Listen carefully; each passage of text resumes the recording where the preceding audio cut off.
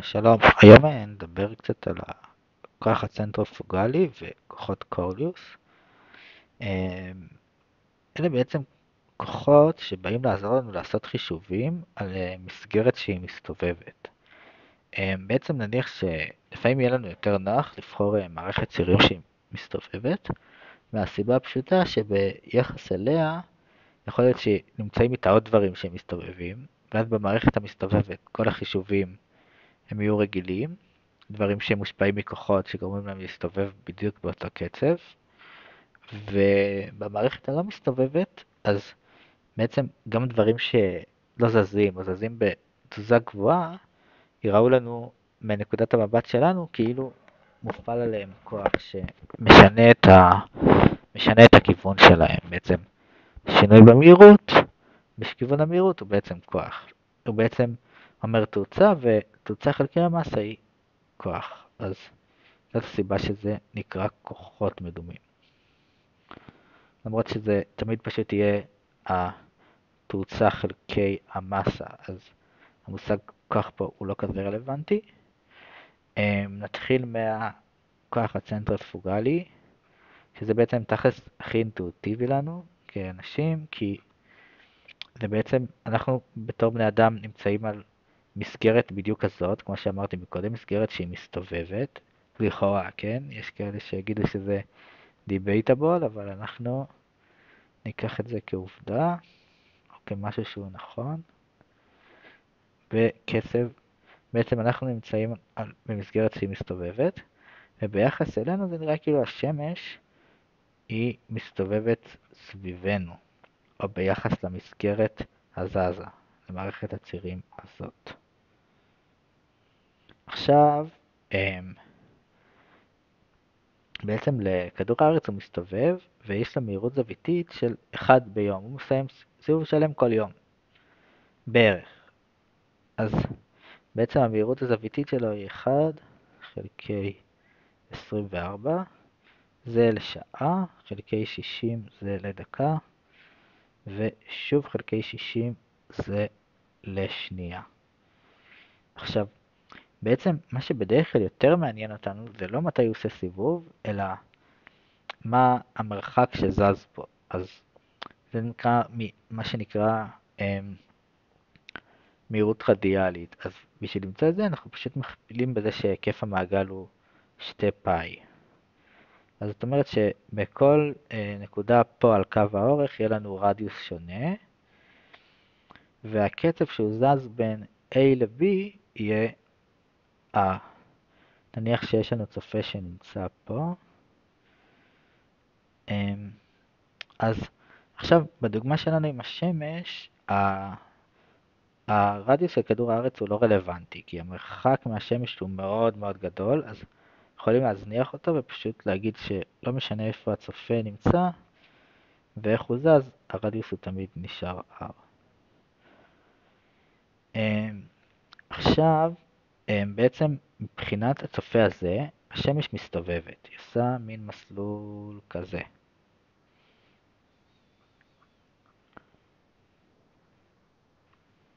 אוקיי? השמש היא מסתובבת,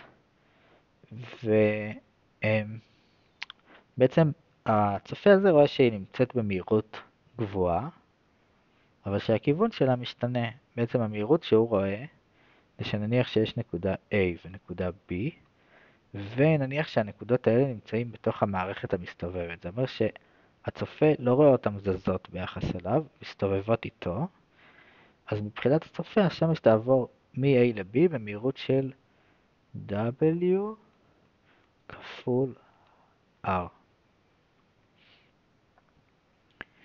זה בעצם האמפליטודה, הגודל של המהירות.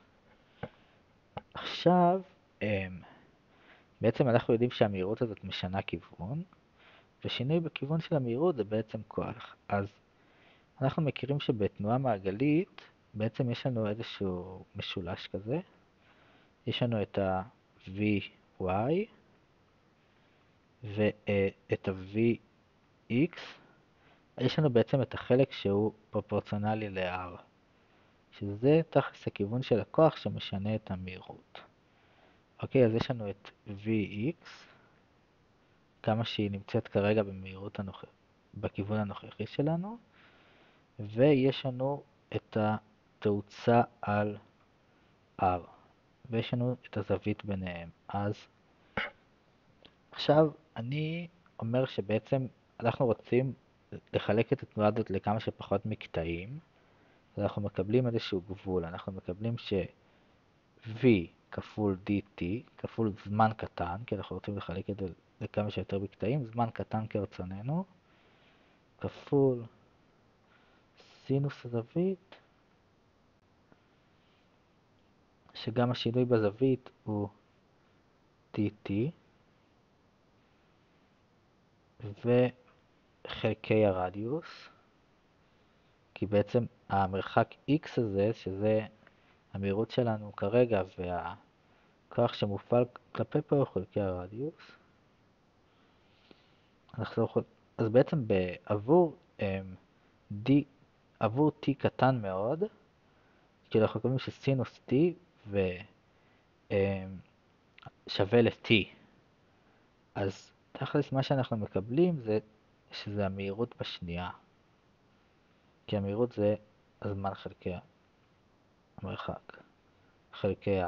זה כאילו התאוצה שפועלת לכיוון r. אז סך הכל אם אנחנו נציב את החלק הזה, את המשוואה הזאת, פה מצד שמאל שלכם, את המשוואה הזאת בתוך פה, אנחנו נקבל W בשנייה כפול R בשנייה חלקי R, בעצם נקבל W בשנייה R. זה בעצם הכוח הצנטריפוגלי הוא תלוי אך ורק במהירות הסיבוב וברדיוס. כמובן שחוץ מהכוח הזה הצופה גם רואה מהירות גבוהה מסוימת. עכשיו נדבר על כוח קוריוליוס, שהוא בעצם מסביר לאובייקט שזז ביחס אלינו, אבל האובייקט הזה הוא לא זז באופן שהוא מקביל ב-100%. אם נניח אנחנו היינו על קו המשווה, והיה עובר מולנו מטוס שהמהירות שלו היא v, באופן שקבוע, מהירות גבוהה, ביחס לצופה חיצוני, A ו-B, אז בגלל שהוא מגביל, בעצם הוא תמיד נשאר מגביל לגרביטציה, למרכז כדור הארץ, מוענך למרכז כדור הארץ 90 מעלות, וגם הסיבוב של כדור הארץ, נגיד W,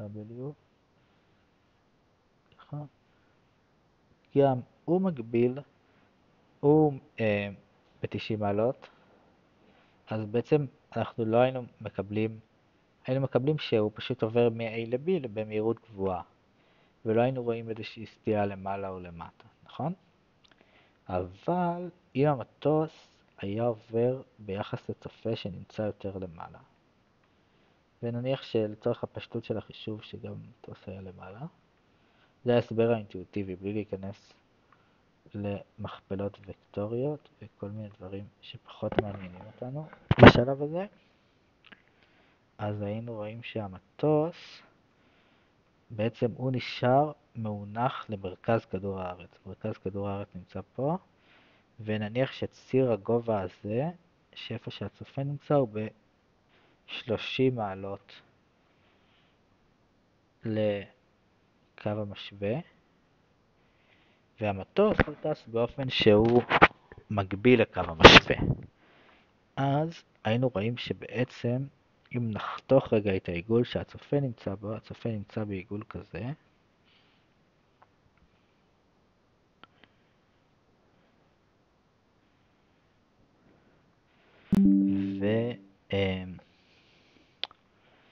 והמטוס הוא בעצם ביחס אליו, אז אם נצייר אותו כריבוע גיאומטרי, יהיה לנו יותר קל לראות את זה. אנחנו מניחים שהוא איזשהו מלבן. הוא בעצם כל החלק הזה הוא קצת יותר רחוק מהחלק הזה. נכון, יש פה איזושהי זווית של 30 מעלות, הוא בעצם זז ככה, באופן ישר, V. וככל שהחלק הזה מסתובב, נניח שנצייר נקודה ירוקה על הסיבוב שלו, ונקודה אדומה מעליו.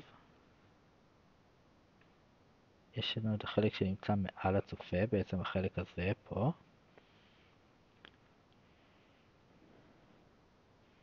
אנחנו נקבל שאומנם גם הנקודה הירוקה מתקרבת אליו, אל המטוס בעת הסיבוב, אבל בגלל התנועה של המטוס לפה, גם הנקודה האדומה. ובעצם השינוי בכיוון של המהירות של המטוס, מבחינת הצופה הזה, הוא ירגיש שזה כאילו מופעל עליו כוח. אז הכוח הזה מבחינה פורמלית הוא 2WM, ואז מכפלה ויקטורית V, וכפול M, כי מדובר במשהו שמשנה מהירות של גוף עם מסה מסוימת, זה F שווה M כמו מקודם. עכשיו, פה זה קצת יוצר חישוב שהוא טיפה מסובך, אבל בואו ננסה לפתור שאלה שמתייחסת לכוח הצנטריפוגלי. נניח שיש אובייקט שהוא נופל לכדור הארץ. אין לו תנועה בעצם שהיא משמעותית מבחינת כוח קוריוס. כי בעצם הוא נופל למרכז כדור הארץ ואנחנו נמצאים על קו המשווה. אז מבחינת צופה שנמצא בחלל, הוא יתקדם למרכז כיוון הארץ בתאוצה של G.